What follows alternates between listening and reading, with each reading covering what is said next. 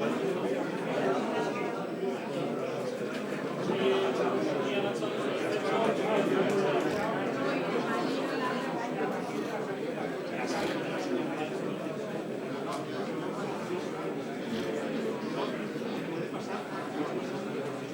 yo creo que vamos, ¿no? Buenas tardes a todos. Bienvenidos a la 9ª edición de los Premios Puñetas que concede la Asociación de Comunicadores e Informadores Jurídicos ACIJUR. Unos premios que año tras año son esperados y seguidos, como podemos ver, con mucha atención. Nuestro agradecimiento, antes de entrar ya en los premios, queremos manifestar nuestro sentimiento por la muerte ayer de Antonio Hernández Gil, una gran figura de la justicia española, un exdecano del Colegio de Abogados de Madrid y una gran...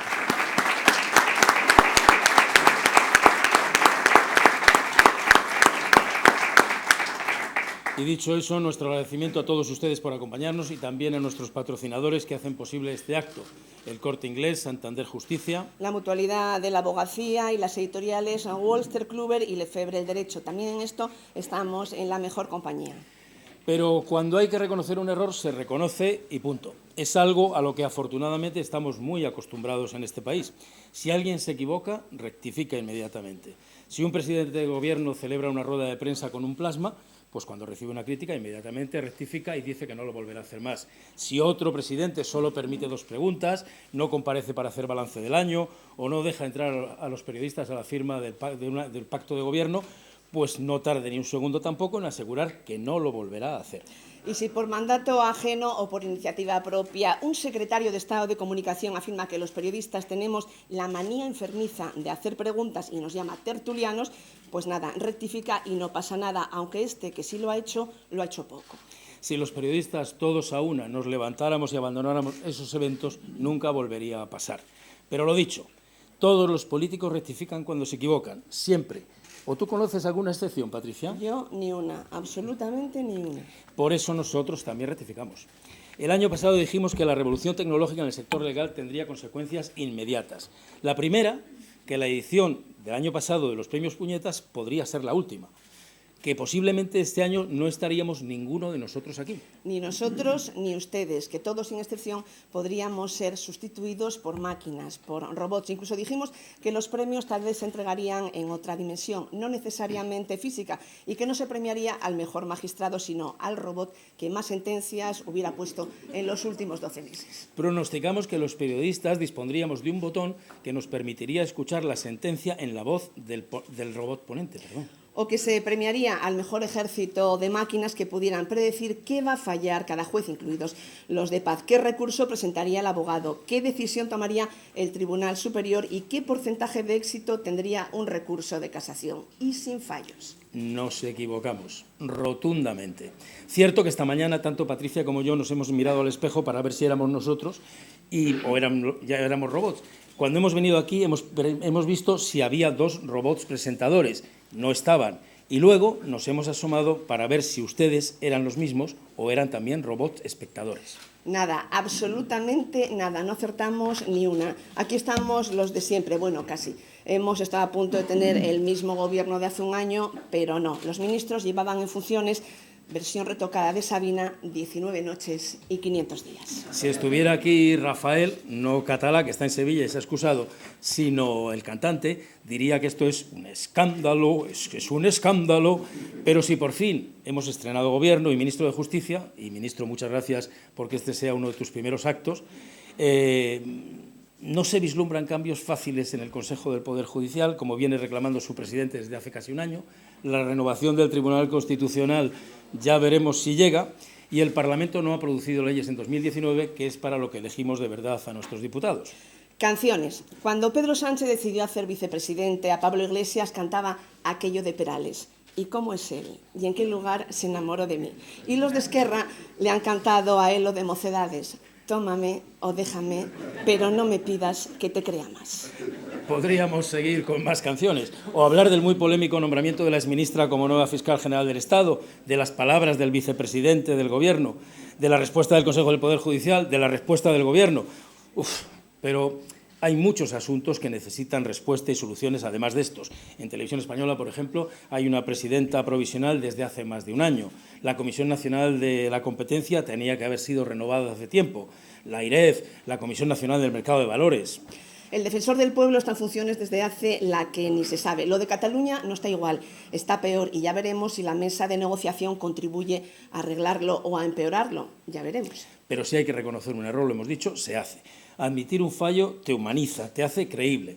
Seguramente por eso Pedro Sánchez dijo que no se iba a la cama con Pablo Iglesias y el día siguiente de las elecciones le puso un apartamento. Paco, eso no es exacto, no es cierto. Lo que dijo Pedro Sánchez es que no podría dormir con Pablo Iglesias como vicepresidente. Bueno, tal vez por eso ha decidido que comparta el piso con 3 compañeras. En fin, bueno. También dijo que no pactaría con los independentistas o que antes de terminar el año subiría el salario mínimo y ya ves. No hay que exagerar, no solo son los políticos, también se equivocan los hombres del tiempo, los grandes analistas, los economistas, los tertulianos, y no te cuento el CIS. Y nosotros los periodistas, sin duda. A nuestro favor hay que decir que sin la labor de muchos periodistas, sin la labor de investigación de muchos y de algunos medios, muchos escándalos de corrupción como el caso Bárcenas, Gürtel o los SERE de Andalucía no habrían llegado nunca a la mesa de un juez.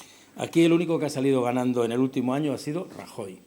Desde que se fue ha reducido considerablemente sus preocupaciones, ha recuperado el sentido del humor, pasea por las televisiones como si le gustara. A lo mejor le gusta. Vende más libros que el Premio Planeta, más de 70.000, aunque no cuente casi nada importante en ellos. Cualquier día abre un blog y se convierte en un gran influencer. Eso sí, los robots han venido, están aquí, a ver los hilos, no se despisten ustedes. Pero volvamos a lo importante, a los premios puñetas que concede ACIJUR cada año. Y empecemos por el vete a hacer puñetas que este año hemos concedido a las fake news. Algunos parecen haber descubierto ahora las noticias falsas, los bulos o los rumores intencionados que no son nunca la antesala de la noticia, aunque eso lo decía siempre José María García. Son mentiras intencionadas, convertidas en un arma peligrosa que causa víctimas. Las inocentadas de hace unos años en los periódicos el 28 de diciembre eran fake news de preescolar comparado con lo que tenemos ahora. Extra de fake news, el periódico que miente sin pudor, para personas dispuestas a creérselo todo. Aunque algunos jueces han acusado a los medios tradicionales de falta de control, de falta de rigor o de publicar imágenes manipuladas, y alguno incluso ha dicho que la prensa tiene un poder criminalizador, el problema hoy es mucho más importante porque las nuevas formas de comunicación hacen que la trascendencia sea global e inmediata. Escapan además al control judicial y en ocasiones están promovidas por estados, entre comillas, democráticos o por grupos de presión incontrolados y difícilmente localizables. Medios casi siempre digitales cuya ética dista mucho de lo que debe tener un periodista y de la que tienen la mayor parte de los medios impresos y algunos, solo algunos, digitales. Se trata de informaciones que pueden parecer verosímiles, pero que los políticos no combaten. Incluso algunos son responsables de alimentar la mentira en las redes o que los ciudadanos se creen sin siquiera comprobar mínimamente su veracidad. Son denuncias y críticas sin autor ni medio conocido, sin avales de ninguna clase, sin contrastar y que consiguen el objetivo de sus autores, desinformar dejando impune al difamador. Y lo hacen con la complicidad de muchos que se las creen, no las comprueban y las reenvían sin pensar en el daño que ocasionan a terceros. El problema crece porque ahora se manipulan no solo fotografías, también vídeos que parecen reales y que, pese a los desmentidos, permanecen para siempre en las redes. Solo la información veraz y de interés real para el conjunto de los ciudadanos están respaldadas por la Constitución y por las sentencias del Tribunal Constitucional. Es preciso hacer algo para defendernos de las fake news y eso pasa por reclamar la responsabilidad de todos los periodistas, el cumplimiento de los códigos éticos, la persecución judicial de los difamadores y la responsabilidad activa de los ciudadanos, comprobando si son reales antes de difundirlas y no haciéndolo si existe la menor duda razonable. Ya existen algunas iniciativas muy interesantes que desmontan muchas de estas noticias falsas, pero que habría que sancionar esas vulneraciones a nivel nacional y europeo sin recortar en ningún caso la libertad de información. En todo caso, mandamos a hacer puñetas a las fake news y nos comprometemos a luchar activamente contra ellas.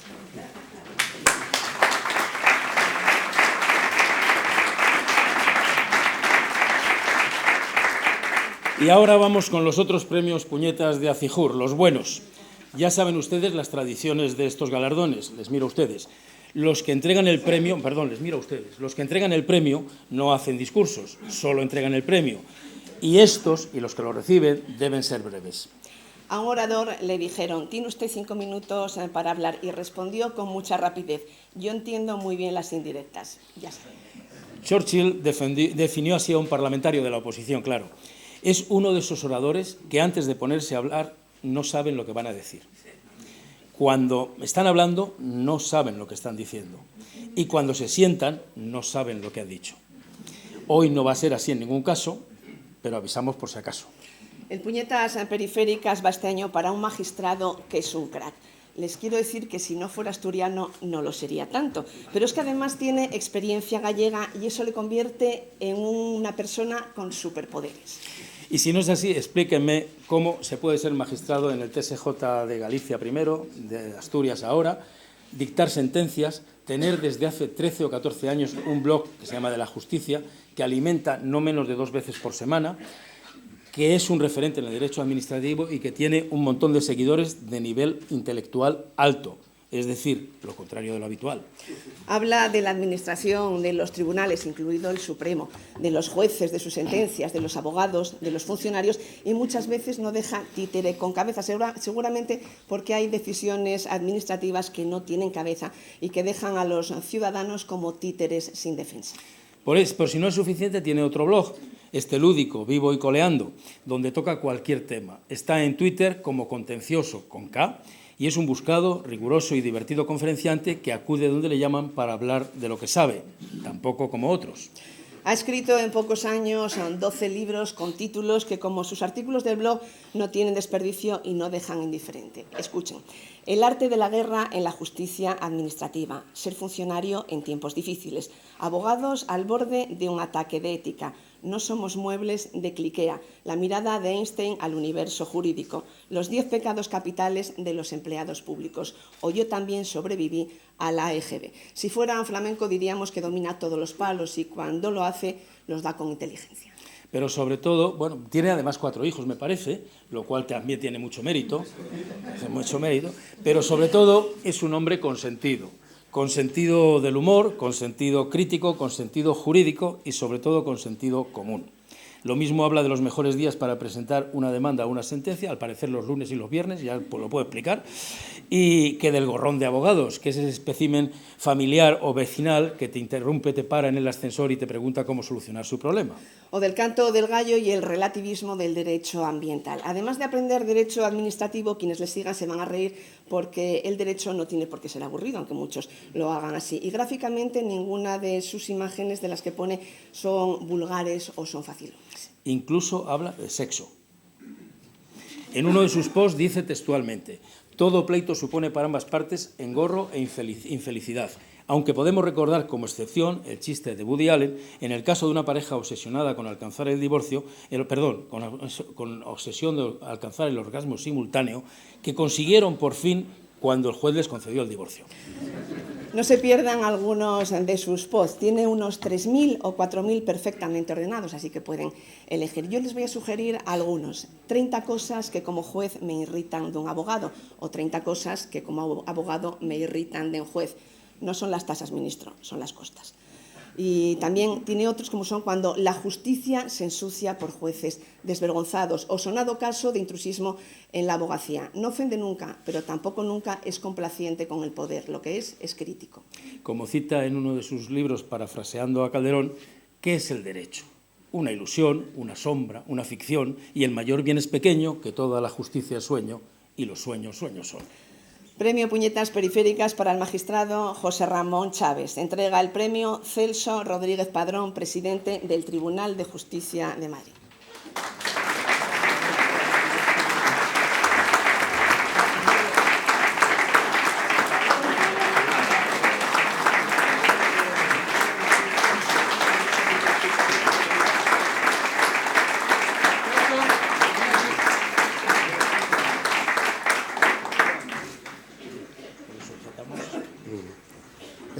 Escuchando hablar cosas tan bonitas de mí, me dan ganas de renunciar a esos 5 minutos que me han advertido y que sigan hablando, ¿no? Pero ciertamente he de comenzar por agradecer la presencia de todos ustedes aquí, autoridades, compañeros, periodistas, abogados, funcionarios o sencillamente curiosos, que de todos se agradece la presencia. Y más si se trata de un galardón que en este caso agradezco viva y encendidamente, de verdad, viniendo de la Asociación de Comunicadores de Prensa Jurídicos, porque viene de un colectivo como es los periodistas, los profesionales de la noticia, que valoro muchísimo.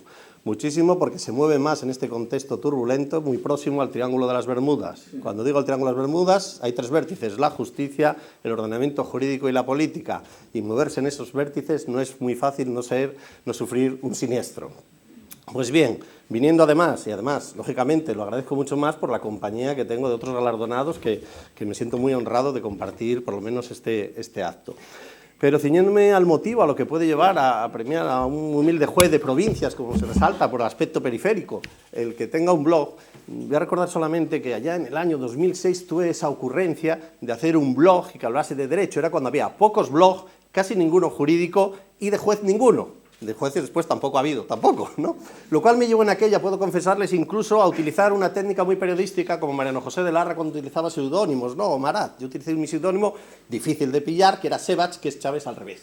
Pues bien, inicialmente era Sebach, el caso es que al final creció tanto el blog que me encontré ya citado en artículos académicos como Sebach. Me encontré además en una memoria de un defensor del pueblo citada la opinión de Sebach y me vi obligado a asesinar a ese Sebach porque vendría algún día un inspector de Hacienda o de Inmigración a mi domicilio. Bien, por lo tanto pasó a ser el rincón de Chávez. ¿Cómo es el blog? Pues el blog empezó siendo 3 posts a la semana, que es lo que suelo mantener el ritmo. Es una disciplina, como los periodistas, muy dura, por la pantalla en blanco y la tecla, tener que hablar de algo, hablar novedoso y hablarlo ameno es muy difícil, pero es una disciplina que al final te enriquece. Luego al final salen unos 39.000 suscritos y unos 2 millones de visitas al año, que no es nada desdeñable, por las suculentas ofertas que me han hecho de publicidad, que he rechazado, porque sigo siendo un magistrado de vocación y sigo atado al duro e ingrato toga, ¿no? Muy bien.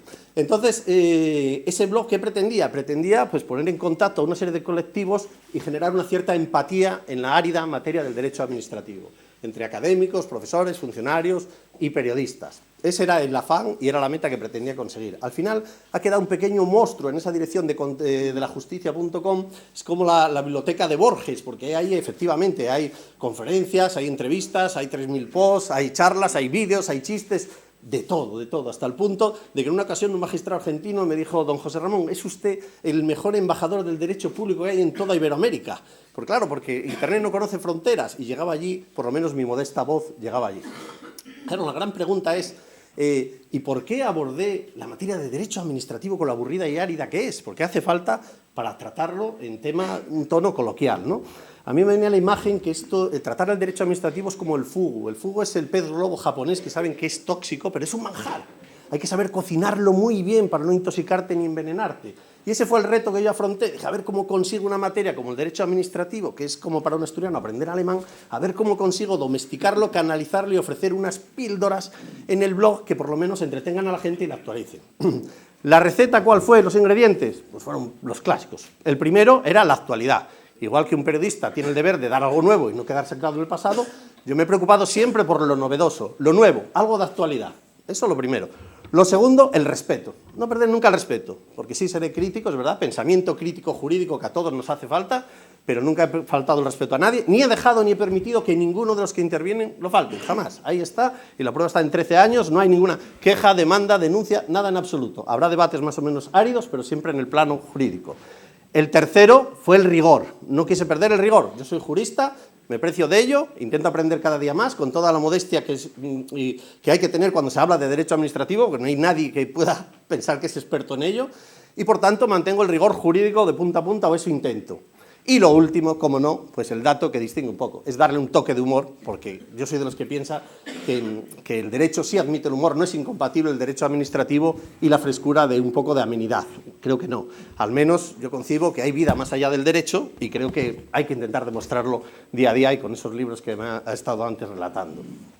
Por tanto, en esa situación, el blog es un producto que tiene una cierta resonancia, pero más allá de esa labor que yo he intentado, yo creo el premio tiene un reconocimiento global y es a tantísimo bloguero jurídico, que no soy yo, que los hay, que de forma filantrópica, seria, están volcando a la red información para abrir un debate real, activo y abierto. No hablo de las fake news, ni hablo de los francotiradores, hablo de gente que mantiene, gente académicos, hablo de funcionarios, hablo de abogados, periodistas en ramas jurídicas, que mantienen blogs tan buenos o mejor que el mío, sin duda, y que todos forman eso que se llama la blogosfera jurídica, que es un espacio de debate abierto.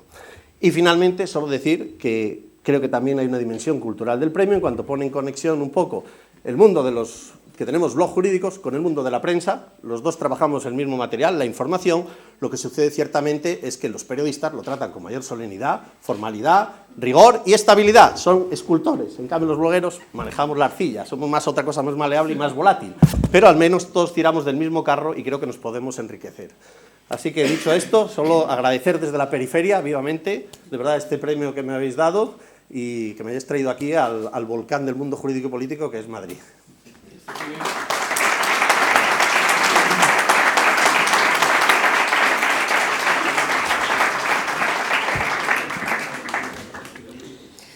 Frank Zappa decía que el periodismo del rock lo hace gente que no sabe escribir, entrevistando a gente que no sabe hablar para gente que no sabe leer. No vale esto para la información jurídica, que con matices es buena. Se podría aplicar a las fake news, pero ahora no vamos a hablar de música, sino de cine. Y Acijura ha elegido para sus puñetas de bronce un documental cinematográfico que ha hecho gente que sabe, entrevistando a abogados que fueron actores protagonistas de la transición para espectadores inteligentes.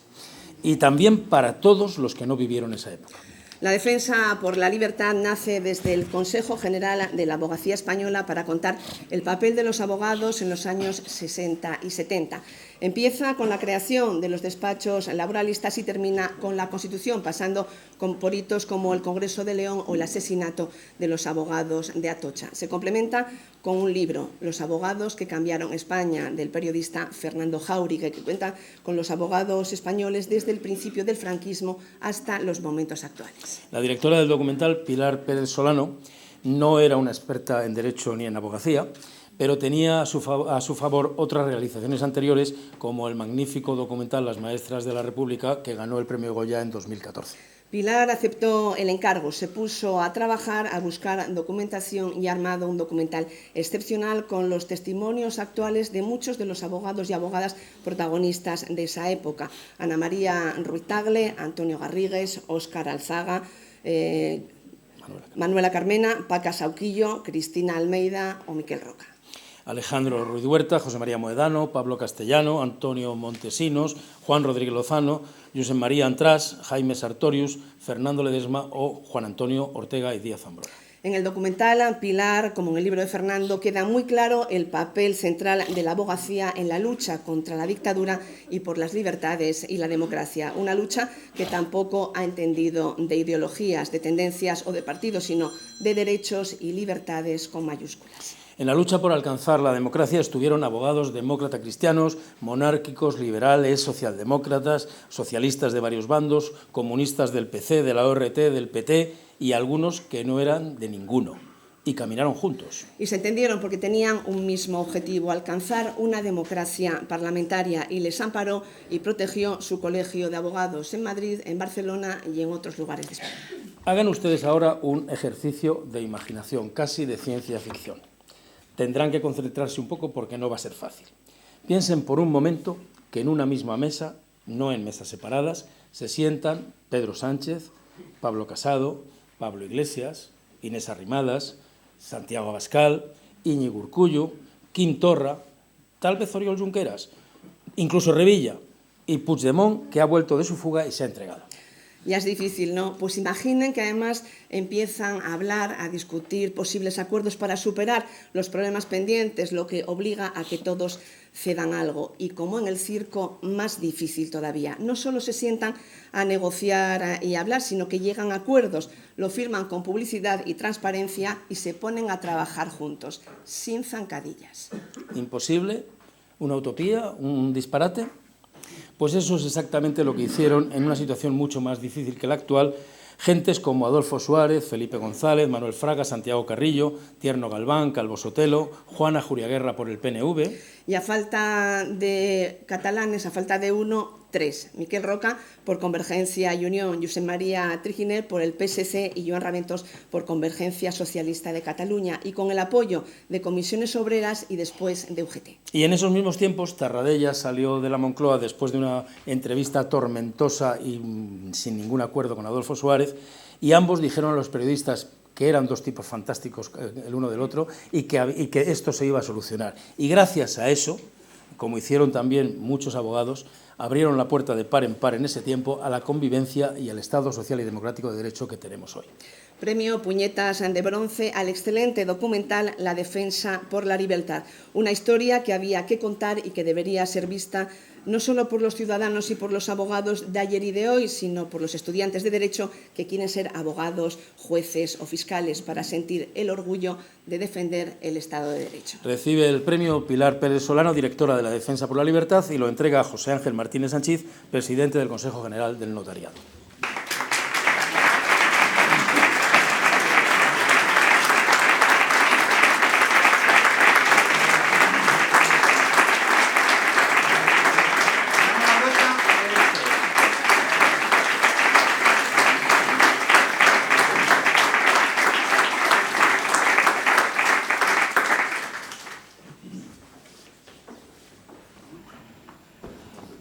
Buenos días. Bueno, muchísimas gracias en primer lugar a CIJUR, a la Asociación de Comunicadores Jurídicos, por este premio. La verdad es que es una maravilla, os lo agradezco mucho, porque además os considero compañeros. Yo también soy periodista y estudiante de Ciencias de la Información, por tanto, bueno, pues recibir un reconocimiento de parte de los compañeros siempre es estupendo.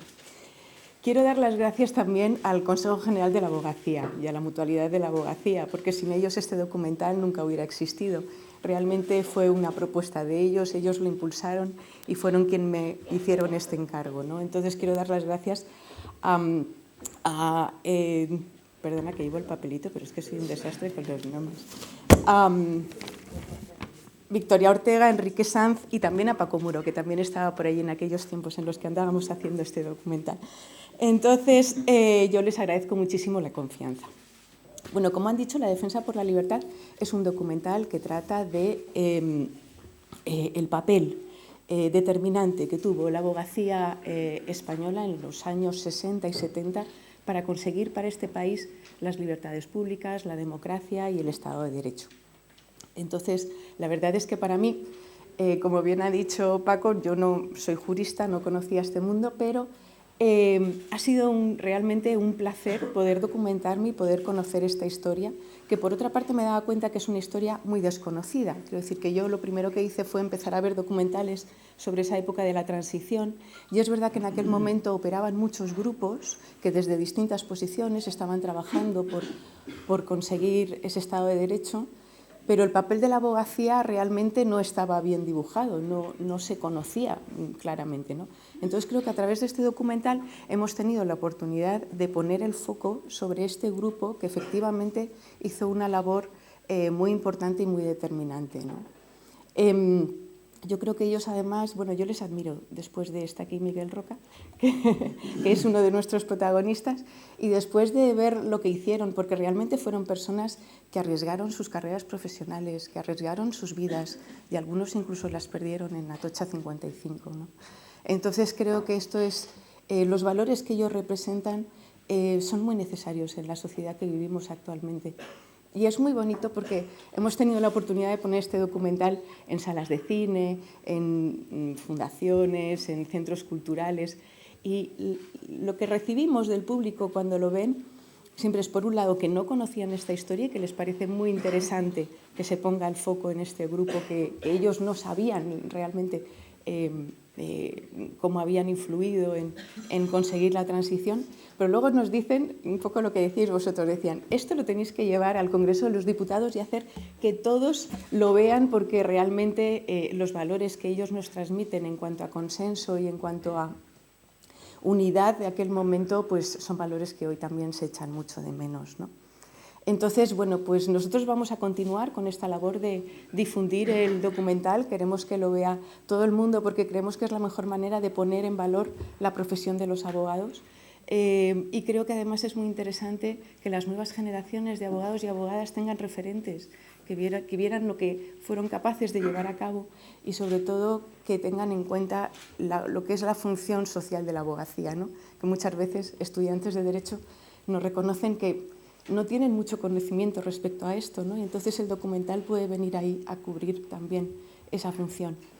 Entonces, pues nada más, muchísimas gracias a todos y vamos a continuar con esta labor de poner en valor el sentido y lo que ha sido la abogacía para este país. Así es que muchas gracias.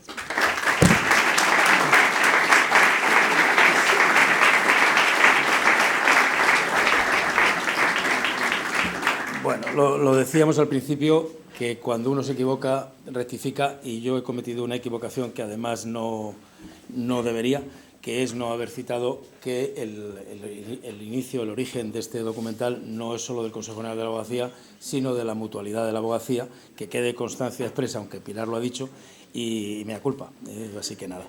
Pero rectificamos, no pasa nada, ¿eh?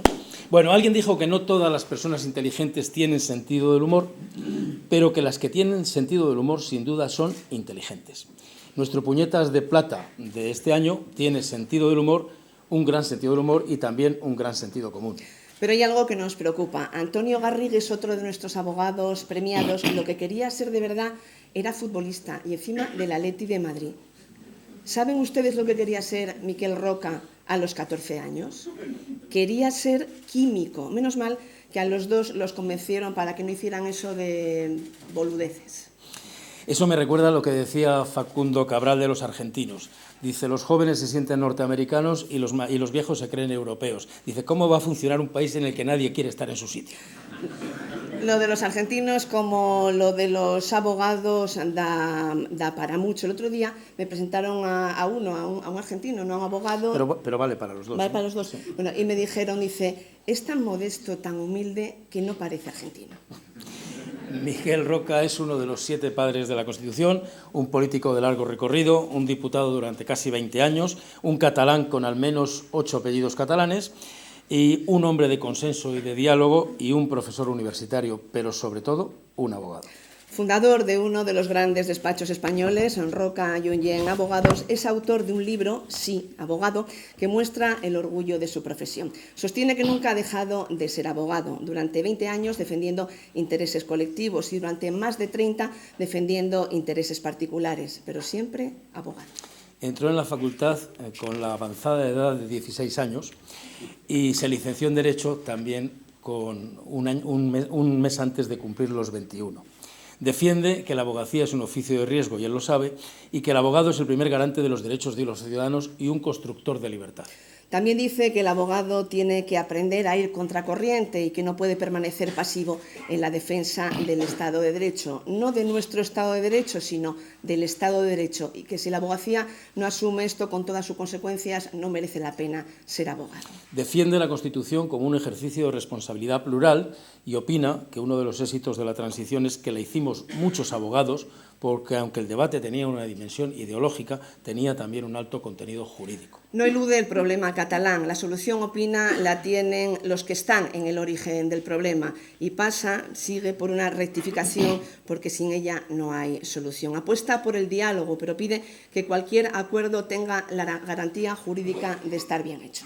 Opina que solo en el derecho se puede construir un espacio de libertad y que se puede reconstruir jurídicamente lo que ha servido durante estos 41 años, porque dentro de la Constitución todos los equilibrios son posibles. Fuera de la Constitución, recalca, hace mucho frío. Miquel Roca cree que la clase política se ha perdido el respeto a sí misma y tal vez por eso nunca ha sentido la tentación de volver a la política activa, aunque nunca ha dejado de hacer política con mayúsculas. Es, por encima de todo, abogado. Antes hablábamos de las cosas raras a las que se tiene que enfrentar un abogado, a las peticiones de familiares, de vecinos, de amigos que te paran en el ascensor. Miquel Roca en una ocasión recibió a unos japoneses que estaban empeñados en comprar la Sagrada Familia. Para ganar autoridad ante ellos, llamó al cardenal arzobispo de Barcelona, entonces era Monseñor Carles, y le dijo: Roca, usted está de broma. Roca sostiene que sus clientes japoneses se fueron muy tristes y que, a pesar de ser catalán, no les cobró la minuta. Se levanta de buen humor e ilusionado cada día, lo que no le pasaría seguro si siguiera en política. Siempre habla en positivo y empuja a buscar el acuerdo, incluso cuando está casi seguro de que el acuerdo no es posible. Premio Puñetas de Plata por toda una carrera defendiendo el derecho, la libertad y la independencia de la profesión para el abogado, sobre todo abogado Miquel Roca. Entrega el premio el expresidente del Tribunal Constitucional, del Tribunal Supremo y del Consejo General del Poder Judicial, Pascual Sala.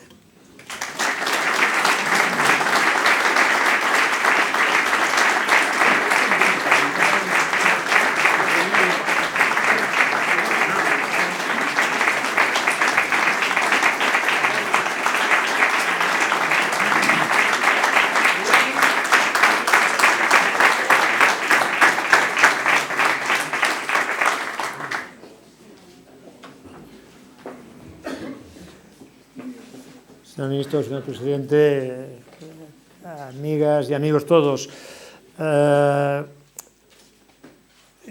debo tener sentido del humor, seguramente, pero hoy lo que voy a decir lo quiero decir muy serio, porque me he comprometido conmigo mismo a aprovechar cualquier ocasión para decir lo que quiero decir. Mi apuesta por la defensa de la Constitución durará siempre, en los mismos términos que la hicimos y en su globalidad. Por una razón muy sencilla, porque es que la Constitución es solo y sobre todo y nada más que un marco de convivencia. No hay convivencia sin libertad. No hay convivencia sin capacidad de reconocer la diferencia, sin capacidad de aceptarla, respetarla y de construir el pacto. La democracia es pacto. La democracia es pacto. Consagrar en la Constitución el valor del pluralismo político y luego no pactar es un contrasentido. El pluralismo exige capacidad y voluntad de pacto. Y esto es la Constitución, en sus términos o en otros. No me meto en ello, pero yo voy a defender la que dice. Si se tiene que cambiar, pues se cambia, no lo sé, siempre que diga lo mismo, porque si no me inquieta. Y siempre que tenga los mismos valores y el mismo sentido y la misma función. Decía... esto del sentido de humor y de verdad lo tengo y no lo demuestro hoy, lo siento, pero no lo demuestro. Pero en un reciente viaje que tuve ocasión de estar en Boston, algunos de ustedes habrán visto el memorial que se dedicó a la figura del presidente Kennedy. Y todo el mundo sabe de las frases de Kennedy, hay algunas que son ya muy conocidas, lo que tú puedes hacer por Estados Unidos, lo que dale tú. Pero hay una que estaba allí que a mí me impresionó muchísimo. Y me gustaría que les impresionase a ustedes, a todos, y a los que tienen responsabilidad desde un punto de vista de una acción política, jurisdiccional, de una manera muy clara y muy evidente. En su toma de posesión, en el discurso aquel solemne, siempre frío, tal, Kennedy dice a la gente, a los ciudadanos, les dice, lo que yo propongo no lo haremos en los próximos 100 días, ni seguramente lo podremos hacer en mi mandato. Y está por ver si yo lo veré en la duración de mi vida, o incluso si la especie humana lo verá. Pero nada de todo esto es excusa para no intentarlo. Este es el sentido de la Constitución. Sabíamos que era muy difícil, lo sabíamos, pero valía la pena. Y salió bien, de maravilla, de maravilla. Y es absolutamente injusto que no nos reconozcamos a nosotros mismos lo que en unos momentos muy difíciles fuimos capaces de hacer, porque esto avala nuestra capacidad para hacer más cosas en el futuro. Y esto es todo. A mí hoy, en el premio, vosotros, en la nota que dabais, decía como abogado, bueno, sí, claro, tienes tantos años que... Vale, dice, como ponente constitucional, es un hecho y es un orgullo, es un privilegio, es una cosa que compartimos unos cuantos, pero con muchísimos ciudadanos, porque en definitiva nosotros éramos unos escribientes que estábamos allí, poníamos lo que nos decían. Y dice, y por asegurar siempre defender la convivencia en Cataluña. Esto sí que me ha dolido. Esto me ha dolido. Porque es posible que después de 40 años todavía sea necesario defender la convivencia en algún punto de España. Cuando esto es nuestro patrimonio más importante. Hemos roto, o podíamos haber roto ya definitivamente, una tradición larga de confrontación y no entendimiento. Y les demostramos a los más pesimistas que cuando queríamos lo podíamos hacer. Y lo hicimos. Lo podemos seguir haciendo. No puedo renunciar a creerlo. Y les invito a que sean optimistas. Hay una gran garantía para ello. El Estado social y democrático de derecho que España tiene, disfruta y avala ante el mundo desde una experiencia que otros muchos podrían envidiar y no se atreven y entonces la critican. Muchas gracias.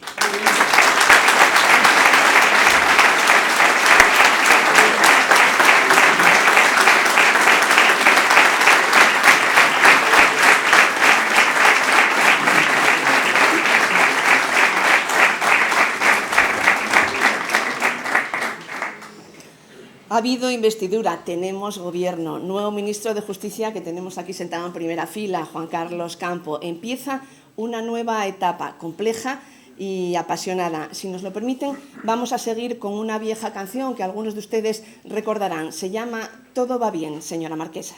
Es posible que le sugiera algo. La marquesa llama a su mayordomo. Hola, Juan. ¿Hay novedad? Después de unos días fuera, ¿qué encontraré a mi regreso? Todo va bien, señora marquesa. Todo va bien, fenomenal. No tenemos ninguna sorpresa, salvo un pequeño detalle, un incidente. Una tontería. Su yegua gris ha muerto. Aparte de eso, todo va bien, señora marquesa. Martín, mi yegua ha muerto hoy. Dígame, fiel cochero, ¿cómo ha muerto? Dígamelo, por favor. Todo va bien, señora marquesa, no se preocupe, pero debo contarle otro pequeño suceso. Su yegua, qué tontería, murió quemada en el incendio del establo. Pero aparte de eso, señora marquesa, todo va bien. Pascual, se quemó mi establo. Explíqueme, buen cocinero, ¿cómo pudo suceder? Todo va bien, señora marquesa, todo va bien. Solo lamentamos otra pequeña cosa. Si el establo ardió es porque el castillo se incendió, pero aparte de eso, todo va bien. Lucas, dígame, nuestro castillo destruido, estoy temblando. Dígame, ¿cómo pasó? Pues verá, señora marquesa, el marqués descubrió que ustedes están arruinados. Cuando se repuso de la sorpresa, se suicidó. Al caer muerto, tiró el candelabro y el castillo se incendió. El fuego, ayudado por la ventisca, se propagó al establo y en un momento determinado la yegua murió. Aparte de eso, señora marquesa, todo va bien. Durante 40 años, que se cumplirán este año, el Tribunal Constitucional, máximo árbitro de la Constitución, ha estado apagando incendios, algunos motivados por causas casi naturales y otros claramente provocados desde diversos frentes. Y nos tememos que todavía les quedan unos cuantos y un trabajo muy intenso. Los primeros magistrados fueron nombrados a mediados de febrero del 80 y se constituyeron como colegio de magistrados. El tribunal empezó a funcionar como tal el 12 de julio de 1980. El primer auto se dictó el 11 de agosto de ese mismo año y la primera sentencia en enero del 81. Desde esa fecha hasta finales de 2018 han entrado en el tribunal 212.214 asuntos, de ellos 207.000 recursos de amparo. Y se han dictado 25.776 autos o sentencias. La media no es baja y la respuesta de calidad ha sido alta, aunque a veces lenta. El tribunal ha tenido 10 presidentes, solo una mujer ha accedido al cargo, María Emilia Casas, y 12 vicepresidentes, así como 63 magistrados, los 12 actuales y 51 eméritos, de los cuales 26 ya han fallecido. Como ven ustedes, no sé si es recomendable invitar a alguien a formar parte de este alto órgano o si la elección es un regalo envenenado. La nómina de magistrados, esos 63, incluye sin duda a muchos de los mejores y más prestigiosos juristas españoles. El tribunal adolece de uno de los males de toda nuestra justicia, y no me refiero a la lentitud, sino a la presencia de mujeres. Solo ha habido 6 magistradas en el Tribunal Constitucional, 2 de ellas actualmente, la vicepresidenta Encarnación Roca, que nos acompaña, y la magistrada María Luisa Balaguer. Este índice es, desde luego, necesariamente mejorable y pronto habrá ocasión de hacerlo. En el 98, la renovación de sus magistrados se retrasó 9 meses. En 2010 culminó un retraso de 3 años y ahora esa situación no debería repetirse. El consenso y la búsqueda de los y las mejores juristas y no de los más cercanos a cada partido debería ser un objetivo de todos. Si el Tribunal Constitucional es independiente de los demás poderes, todos, no solo hay que reclamar el máximo consenso en la elección de los nuevos magistrados, sino que los responsables de la elección deben garantizar la limpieza y la transparencia del proceso. 400 personas trabajan en el Constitucional. No solo Cataluña, pero desde luego los asuntos catalanes han sido de los más controvertidos en la historia reciente del Tribunal. El Estatuto en su día y la situación actual han provocado y provocan tensiones importantes. Hay otros asuntos que han motivado discrepancias, como es natural en un órgano cuyos miembros tienen criterios diferentes y son elegidos a propuestas de los partidos. Sus relaciones con el Tribunal Supremo también han sufrido a veces tensiones fuertes, pero su labor de conjunto como intérprete de la Constitución, su independencia en el ejercicio de su función y la calidad de sus resoluciones merece una nota alta. También merece destacarse el empeño de algunos de sus presidentes, entre ellos el actual, Juan José González Rivas, por lograr consensos unánimes o prácticamente unánimes dentro de los márgenes flexibles que permite la Constitución. Es cierto que algunos, a la derecha, a la izquierda y en el centro, califican al tribunal de parcial, pero casi siempre coincide cuando el tribunal no les ha dado la razón, porque cuando se la da, el Tribunal Constitucional es una garantía incuestionable. Incluso quienes quieren independizarse de España no dudan en acudir al Tribunal Constitucional para plantear sus reivindicaciones. Respetemos, pues, la legitimidad del tribunal, acatemos sus sentencias de verdad, no solo de palabra, y reclamemos la máxima transparencia y acerquemos este órgano constitucional a la ciudadanía para mejorar su percepción social, más que nada para que no se nos incendie el castillo, no se nos queme el establo y no se nos muera la yegua. Que los políticos hagan política y los jueces impartan justicia conforme a las leyes. La democracia y la Constitución, el Estado de Derecho, en suma, dependen mucho de la independencia y la libertad del Tribunal Constitucional y de la actitud, el respeto de los partidos y de los políticos. El olivo que hay en el jardín del Tribunal Constitucional, como símbolo de concordia, debe seguir creciendo y dando fruto. Premio Puñetas de Oro para el Tribunal Constitucional en su 40 aniversario. Entrega el premio el ministro de Justicia, Juan Carlos Campo, y lo recibe su presidente, Juan José González Rivas.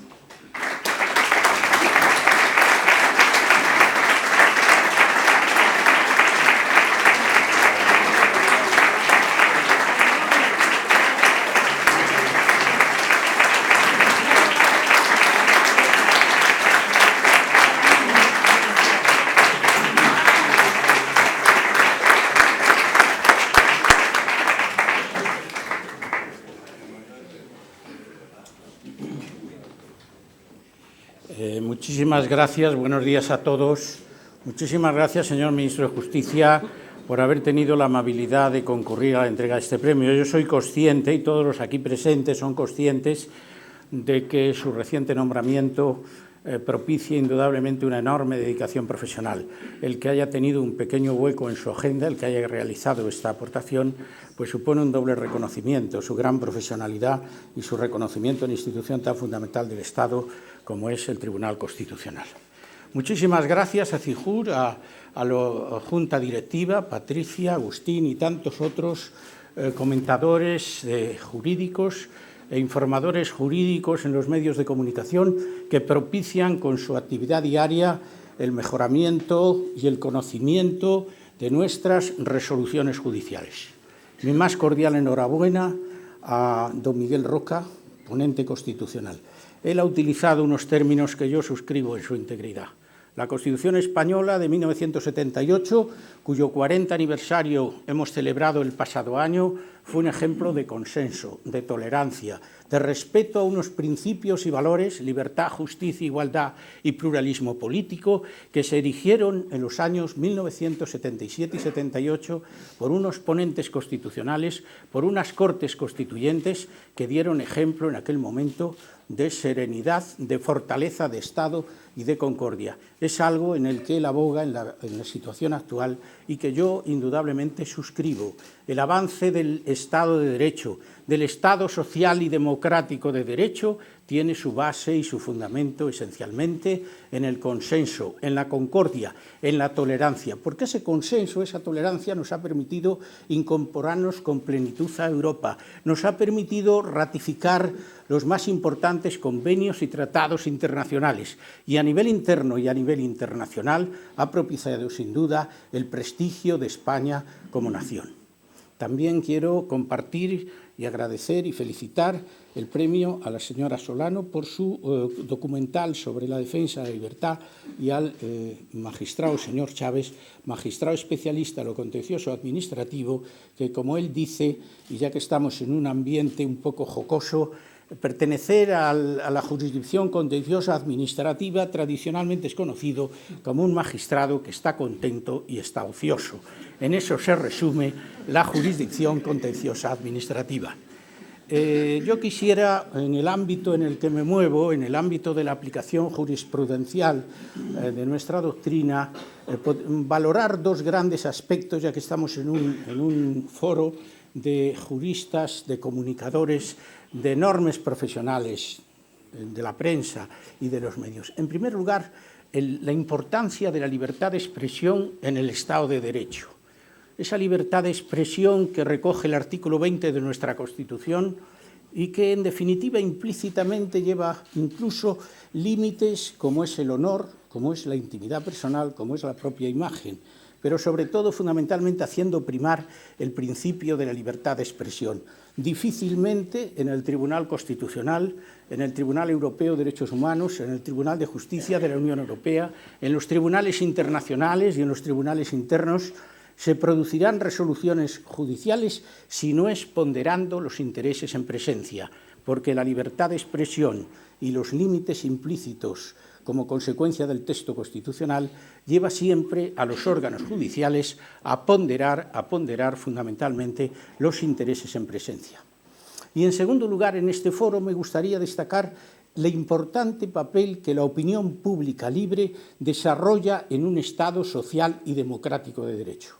No me voy a remontar a filosofías dogmáticas, construcciones, pero quienes en la época de la transición nos dedicamos también a la enseñanza del derecho político y del derecho constitucional, ya enseñábamos como inherente a los principios de teoría política, y lo decía aquel gran sociólogo Max Weber, la opinión pública libre se erige fundamentalmente en el basamento y desarrollo de un Estado democrático. Y esa opinión pública libre está vinculada fundamentalmente al mantenimiento de valores tan importantes como el secreto profesional y la cláusula de conciencia, como la veracidad de la noticia y como el contraste en la opinión de la noticia. Por eso yo abogo, como punto final, no quiero extenderme más, a la labor, al reconocimiento por parte del Tribunal Constitucional de la enorme labor que desarrollan quienes se dedican a la información jurídica, quienes se dedican a los medios de comunicación, porque una prensa responsable, el ejercicio de una opinión pública libre, fomenta los valores esenciales de la democracia. Y esos valores esenciales de la democracia hacen posible el fortalecimiento y el progreso de nuestro Estado. Y esta es, en definitiva, la reflexión final con la que yo me quería quedar, agradeciendo nuevamente a CIJUR, a esa asociación de juristas y de comunicadores de los medios jurídicos, su labor y, sobre todo, el reconocimiento a una institución que celebrará este año precisamente su 40 aniversario. Y ese 40 aniversario para todos supone el proyectar en las nuevas generaciones la conservación, el estímulo y el fomento del sentimiento constitucional entre todos nosotros. Seamos tolerantes, mantengamos la convivencia, fomentemos los valores esenciales de la misma y hagamos cada vez más grande este Estado democrático que todos, del que todos nos servimos y realmente acudimos en nuestras labores profesionales diarias a hacerlo lo mejor posible en nuestros contenidos. Muchísimas gracias a todos.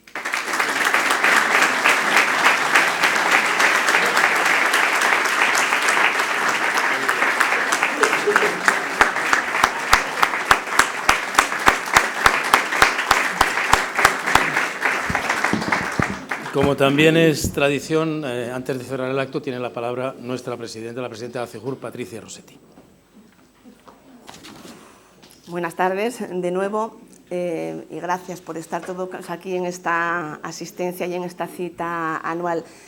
Este acto de entrega de los premios Puñetas es una buena ocasión para reunirnos con ustedes, que son un poco el motor en nuestra andadura de cara a hacer una información seria y responsable de la información jurídica y judicial y de la comunicación jurídica y judicial. Pero también es un buen momento para alzar la voz frente a esos atropellos que llegan desde muchos puntos que quieren cercenar, o por lo menos lo pretenden, la libertad de expresión y el derecho a la información de todos los ciudadanos, que es un bien democrático, quizá el más importante del Estado de Derecho. Con este relato de hechos que hemos tenido aquí en estos premios, con una palabra que está tan de moda como es el relato, queda patente cuál es el objetivo de ACIJUR y dónde está, y cuál es su apuesta. ACIJUR apuesta por el diálogo, apuesta por la defensa de las instituciones del Estado. Apostamos también por el reconocimiento de las personas que han hecho posible una convivencia pacífica entre los españoles, por el acercamiento entre ciudadanos y también por un periodismo serio. Y el periodismo serio se hace sin vetos a que a nuestra presencia en algunos actos públicos, sin vetos a que no nos dejen entrar a la de gobierno y que la veamos por plasma, sin vetos a hacer preguntas, a llamarnos tertulianos porque queremos preguntar. Al fin y al cabo, los informadores somos los que hacemos las preguntas en las ruedas de prensa, y la verdad que cada vez hay menos ruedas de prensa. Seguramente les puede venir a la imagen en este momento una periodista chilena que en la cumbre del clima estaba perpleja y preguntó y se quejó por qué solamente dejaban hacer 2 preguntas en una rueda de prensa. Eso no es de recibo. Muchos de ustedes estaban aquí el año pasado y recordarán que mandamos a hacer puñetas a la incautación de teléfonos móviles y de ordenadores de varios periodistas de Mallorca que estaban haciendo una investigación, la investigación sobre el caso Cuixart. Eran periodistas de Europa Press, del Diario de Mallorca y de la agencia EFE. Eso fue una vulneración del secreto profesional. Y un año después, el juez que ordenó esa incautación de móviles y de ordenadores se va a sentar en un banquillo y además ha pedido la jubilación voluntaria que se va a hacer efectiva a final de este mes. Rechazamos, por tanto, todos los vetos. No nos gustan, y no nos gustan porque nos impiden hacer nuestro trabajo, que es transmitir a la sociedad lo que pasa. El periodismo es un servicio a la sociedad y para nosotros la palabra es importante. La fuerza de la palabra es importante, el valor de la palabra es importante porque trabajamos con ella y de la importancia de la palabra se hablaba ya nada más y nada menos que en el Génesis. Estamos casi acostumbrados y vivimos en esa sociedad de la imagen. Quizá la imagen tiene demasiada importancia y ustedes lo saben, vivimos en la sociedad de la imagen, quizá tenga demasiada importancia. ¿Y cuántas veces hemos oído eso de que una imagen vale más que 1000 palabras? Pero, aunque parezca paradoja, yo quiero decirles que una palabra vale más que 1000 imágenes y que una palabra puede evocar mucho más que 1000 imágenes. ¿Verdad que sí? Muchas gracias.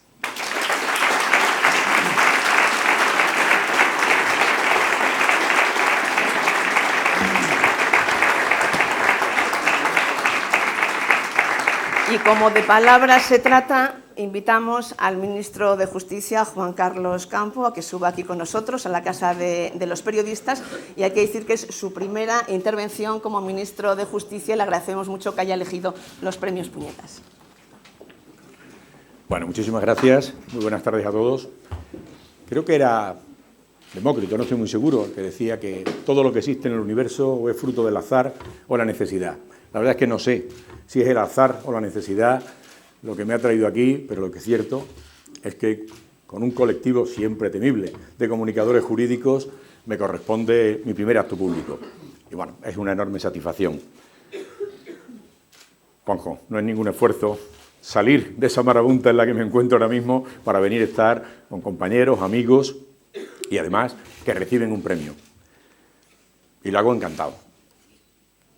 Es verdad, es un acto amable, es un acto bonito, es un acto, pero creo que al margen de esos calificativos que nos pueden aliviar un poco la tensión diaria, creo que tiene una importancia enorme porque hay elementos muy vertebradores que creo, en esa seriedad que Miquel hacía alusión hace un momento, son necesarios resaltar. Y sí, hay momentos, estoy completamente de acuerdo contigo, en que tenemos que ponernos serios, y lo dice un gaditano. Hay que ponerse serios, porque con las cosas de comer no se juega. Los premios, incluso el FEIX, tiene un elemento vertebrador, un hilo conductor, una reflexión, que es el valor de ese marco de convivencia, y que, bueno, todos los premiados, de una manera o de otra, representan. El compañero, me vas a dejar que no te llame por tu nombre, que con ese apellido, ¿cómo no vas a escribir bien? Compañera, ese vídeo, lo vi, ese documental, tuve la oportunidad, invitado por la presidenta del Consejo General de la Abogacía, y es una gozada. Es un canto a la libertad y un algo para sentirse muy orgulloso de lo que hemos sido capaces de vivir. Miquel, gracias por hacerlo posible. Y Tribunal Constitucional, representado en su presidente actual, que vela porque las conductas de unos y de otros, a nivel individual o a nivel de otro colectivo, se confronten con el marco de convivencia que nos dimos en su día. Y decía que incluso el FEIX, porque el FEIX realmente lo que es la vuelta, es esa constitución en negativo. Ya sé que hay polémicas sobre ese concepto doctrinal, pero es así, porque realmente la FEIX, y desgraciadamente hoy las hay con demasiada frecuencia, lo que ponen de manifiesto es que no se está cumpliendo con ese mandato constitucional, con ese derecho fundamental que tenemos los ciudadanos, que muchas veces le perdemos de vista, que es acreedor y merecedor de una información veraz. Yo sé que hoy no está de moda la información, se hace más opinión, pero creo que es necesario dar ese plus para evitar que juicios paralelos, fake, en plan salvaje, distorsionen la realidad, porque distorsionando la realidad lo que hacemos es impedir una ciudadanía libre, en términos del Constitucional, crítica, por tanto, con el poder. Pero para eso es necesario tener veracidad en lo que se dice, porque si no, mal camino llevamos. Por tanto, creo que ese es un camino encomiable, ese es el camino a seguir, no hay otro. Y de nosotros dependerá hacerlo. Tenemos un ministerio nuevo, tenemos un gobierno nuevo, después de un tiempo inestable, difícil. Son tiempos difíciles, pero son los tiempos que tenemos que afrontar. Y ese es el reto del presidente Sánchez y del gobierno que se acaba de constituir. Y en mi humilde persona encarno una arista, como es la justicia. Y creo que tampoco viven buenos momentos, pero creo que depende de nosotros hacerlos mucho mejor. Mucho mejor. Creo que, y todos los que estamos aquí, estemos en la línea que estemos, lo sentimos. Somos aplicadores del derecho de una manera o de otra. Actores, abogados, jueces, todos, procuradores, todos tenemos una misma ilusión, y es ver ese valor superior del ordenamiento jurídico que se establece y se señala en el pórtico de la Constitución como un valor superior de nuestra convivencia. Y eso es lo que tenemos que hacer. Por tanto, ¿qué tenemos que hacer? Pues por lo pronto cumplir el ordenamiento jurídico. Es inviable admitir como debate el bloqueo de las instituciones, porque realmente es no cumplir el ordenamiento jurídico. Estoy pensando en el Tribunal Constitucional, en el Consejo General del Poder Judicial. Admito todos los debates. ¿Habrá algo más fácil para un jurista que admitir los debates? Formas de elección del Consejo. Pero hay una cosa por encima de todo eso, la realidad vigente. La realidad vigente. Una Constitución, por seguir el ejemplo del Consejo, que nos dice que su mandato dura 5 años, y una ley orgánica que desarrolla la imposibilidad de los vocales de repetir. Luego, creo que el mandato constitucional fue que durara 5 años. Hagamos entre todos posible que la realidad institucional siga la senda que marcaron los constitucionalistas, porque si no vamos por ese camino, estamos haciendo una cosa muy simple y que no somos conscientes al día, pero como un precipitado final lo vemos, y es el desprestigio de las instituciones. Cuando entendemos que la ciudadanía se aleja de la política, se aleja del sentido de la justicia y de tantas otras cosas, muchas veces lo que deberíamos de mirarnos y ver qué cuota de responsabilidad tenemos en ello. Y ese es el cometido que me propongo, muy humilde pero a la vez tremendamente ambicioso, y es contar con todos para intentar que nuestra justicia tenga esa necesaria tutela judicial efectiva que los constituyentes plasmaron y que se hace patente cada día, porque la litigiosidad, siempre lo he dicho, no es un ámbito preocupante. El número de volumen lo único que determina es el conflicto social, pero para eso está el sistema judicial en su integridad, para resolverlos y fortalecer la convivencia.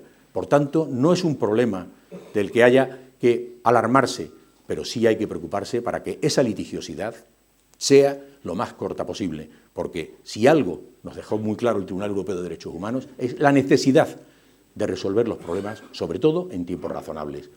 ¿Qué tenemos que hacer? ¿Qué queremos hacer desde el Departamento de Justicia? Aglutinar los esfuerzos valiosísimos que tenemos en la clase política, en el sistema judicial, en las asociaciones, en la Fiscalía General, colegios de abogados, procuradores, funcionarios y todo este complejo colectivo, además con una arquitectura compleja, servicios centrales y aquellas autonomías que han asumido en virtud de las cláusulas subrogatorias de los estatutos de autonomía sus competencias en una parcela muy importante de justicia. Tenemos la posibilidad, sabemos lo que tenemos que hacer, solo nos queda hacer el camino. Y esa es la idea que me gustaría cerrar y no cansarles más, con ese aforismo británico: si hay voluntad, hay camino, y eso es lo que pido, voluntad y camino para dar a los ciudadanos lo que legítimamente nos reclaman, y es la tutela judicial y que sea efectiva. Muchas gracias.